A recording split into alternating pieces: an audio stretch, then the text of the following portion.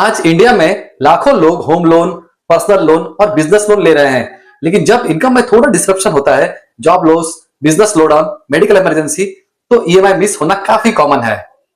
लेकिन एक सवाल जो ऑलमोस्ट हर बोरोवर के दिमाग में आता है, अगर मैं 3 ईएमआई मिस कर देता हूं तो बैंक क्या करेगा? इस वीडियो में मैं आपको फैक्ट्स के साथ बिना फियर और बिना रूमर्स बताऊंगा कि बैंक लोन का लीगल प्रोसेस क्या होता है, आपके रियल कॉन्सिक्वेंसेस क्या है और आपके पास कौन कौन से प्रैक्टिकल ऑप्शंस अवेलेबल होते हैं। 3 ईएमआई मिस का रियल मीनिंग क्या है? आरबीआई के नॉर्म्स के अकॉर्डिंग अगर लोन 90 दिन ओवरड्यू हो जाता है तो बैंक उसे एनपीए यानी नॉन परफॉर्मिंग एसेट क्लासिफाई कर सकता है। इसका मतलब यह नहीं है कि तुरंत आपका घर या गाड़ी चली जाएगी, लेकिन हाँ, बैंक का रिकवरी प्रोसेस ऑफिशियली स्टार्ट हो जाता है। अब यहां से प्रोसेस लोन के टाइप पर डिपेंड करता है। अगर सेक्योर्ड लोन है तो क्या होगा? सेक्योर्ड लोन का मतलब home loan, loan against property, vehicle loan. ऐसे केसेस में बैंक सरफाईसी एक्ट के अंडर एक्शन ले सकता है। पहला स्टेप होता है सेक्शन 13(2) नोटिस, जिसमें बैंक आपको 60 दिन का टाइम देता है ड्यूज क्लियर करने के लिए। अगर इस पीरियड में सोल्यूशन नहीं निकलता तो बैंक सिंबॉलिक पोजीशन और बाद में फिजिकल पोजीशन एंड ऑप्शन तक जा सकता है। अगर पर्सनल लोन, क्रेडिट कार्ड है तो क्या होगा? पर्सनल लोन और क्रेडिट कार्ड में सरफाईसी अप्लाई नहीं होता। यहां बैंक रिकवरी कॉल्स करता है, लीगल नोटिस भेजता है, सिविल रिकवरी केस फाइल कर सकता है। इंपॉर्टेंट बात, लोन डिफॉल्ट एक सिविल मैटर है, क्रिमिनल नहीं। सिर्फ ईएमआई मिस करने पर जेल नहीं होती। क्रेडिट स्कोर का इंपैक्ट क्या होगा?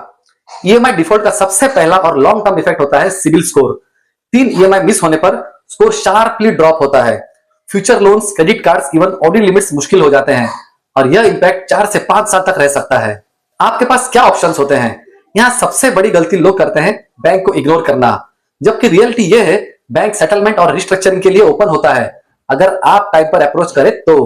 प्रैक्टिकल ऑप्शंस क्या हो सकता है?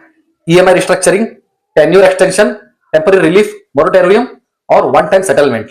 लेकिन हर केस में सेम सॉल्यूशन काम नहीं करता, इसलिए लोन टर्म्स, कैश फ्लो और बैंक पॉलिसी का एनालिसिस जरूरी होता है। प्रोफेशनल हेल्प क्यों जरूरी है?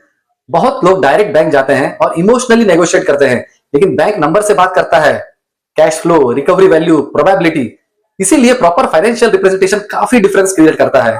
अगर आप या आपके फैमिली मेंबर्स में किसी को लोन डिफॉल्ट, ईएमआई स्ट्रेस या बैंक नोटिस का इश्यू है तो सबसे इंपॉर्टेंट चीज होती है क्लैरिटी।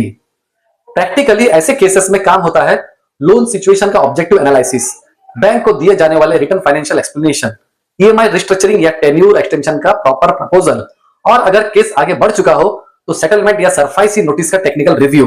ये चीजें इमोशनल नेगोशिएशन से नहीं, नंबर्स, कैश फ्लो और बैंकिंग प्रोसेस के बेसिस पर होती है।